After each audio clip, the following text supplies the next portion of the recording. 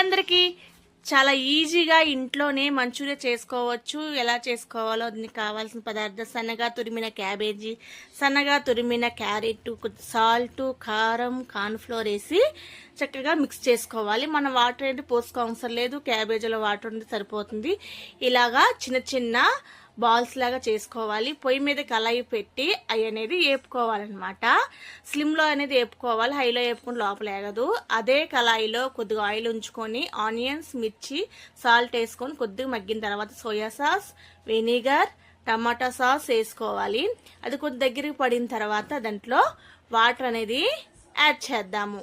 Water add చేసిన తర్వాత cornflour water అనేది కొద్దిగా యాడ్ చేసిన తర్వాత చిక్కగా దగ్గరకు పడిద్ది అనమాట. దగ్గరకు పడిన తర్వాత ఆ బాల్స్ అనేది దాంట్లో యాడ్ చేసుకోవాలి. శుభ్రంగా మిక్స్ చేసుకోవాలి. మిక్స్ చేసుకున్న తర్వాత బౌల్లో సర్వ్ చేసుకోవడమే.